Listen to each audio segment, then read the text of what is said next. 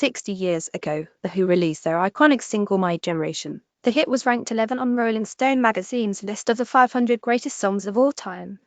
Pete Townshend reportedly wrote the song on a train, but credits American jazz and bluesman Mose Allison's Young Man Blues as its inspiration, saying, "Without Mose, I wouldn't have written My Generation." Singer Roger Daltrey's delivery and angry and frustrated stutter, "Why don't you all fade away," was inspired by, among other things, John Lee Hooker's Stuttering blues. Watch the Smothers Brothers introduce the young mods to the world before they played the song 1950 era included on the Who's debut album, and capturing the angst and rebellion of being a teenager. It was inducted into the Grammy Hall of Fame for historical, artistic and significant value. The BBC initially refused to play the song because it did not want to offend people who stutter, but it reversed its decision after the song became more popular. More good news on this date. Mozart's opera Don Giovanni was first performed in Prague in 1707. The Swiss businessman Henry Dunant organized a group that eventually became the International Red Cross when leaders from 14 countries and 6 non-profits convened in Geneva seeking to develop possible measures for the first time to improve medical services on the battlefield. In 1868, the song Islands in the Stream, performed by Dolly Parton and Kenny Rogers, co-produced by Barry Gibb and written by the Bee Gees, reached one in the US 1970. John Glenn, aboard the Space Shuttle Discovery, became the oldest person to go into space at same years of 1908. European Union leaders signed the EU's first constitution 2024. Turkey opened a sea tunnel connecting Europe and Asia across the Bosporus Strait in Istanbul 2013. China announced an end to its one-child policy to integrate the UN on this day 80 years ago. Bob Ross, the famous television painter, was born. Ross hosted The Joy of Painting on PBS television, in which he instructed viewers how to paint landscapes using minimal supplies in a short period of time. Ross became famous for many of his colloquial phrases, such as painting happy little trees, or "we don't make mistakes, only happy accidents." Bob Ross joined the Air Force as a high school dropout. He eventually attained the rank of Master Sergeant, which often meant screaming at people as the guy who makes you scrub the latrine, the guy who makes you make your bed, the guy who screams at you for being late to work. He once said, on base in Alaska, he saw a painting program called The Magic of Oil Painting, in which painter Bill Alexander was teaching the alla prima, or at the first style of painting, also known as wet on wet, from the 16th century. Ross took quickly to the technique that allowed him to finish canvases before any drying happened and began to earn more money selling paintings than he made as a sergeant.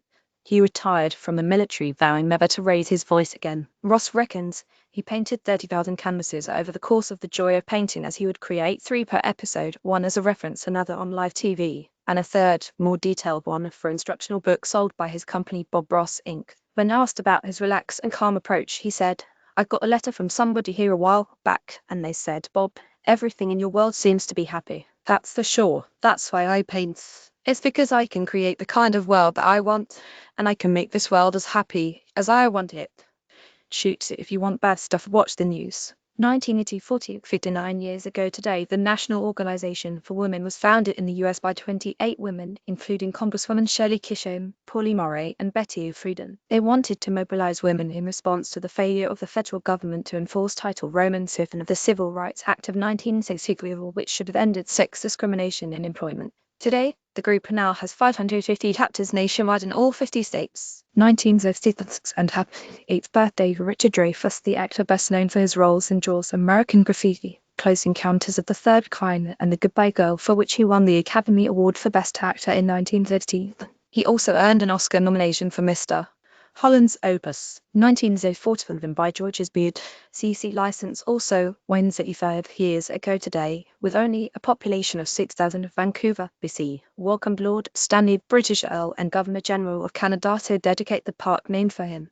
Today, Canada's most beloved urban park, totaling 1,000 acres, 400 hectares, Stanley Park is a green oasis in a city landscape, offering unforgettable moments to more than 8 million visitors annually. By Soberbread, CC license, larger than New York Central Park, it features a 5-mile-long 10 km walking and cycling trail that encircles the entire peninsula along the seawall, with majestic views of mountains, sailboats, beaches and forests with every turn. Surrounding man-made attractions like Canada's largest aquarium and 9 First Nation totem poles, the park contains a natural West Coast rainforest with a 41-acre Centennial Lake and densely forested hiking trails among the 500,000 trees. Some of the red cedars are hundreds of years old. Stanley Park was named the top park in the entire world by TripAdvisor. based on travelers' reviews. Watch a quick video tour. 1818 and 100 years ago today, Turkey declared itself an independent republic, signaling the end of the Ottoman Empire and the election of Mustafa Kemal Ataturk as the nation's first democratically elected president. Believing that the lack of independence in any area for his new nation was the lack of independence in all areas, Ataturk commenced a revolutionary change from an Islamic imperial power to a secular, human capital-focused and democratic nation-state. 2007.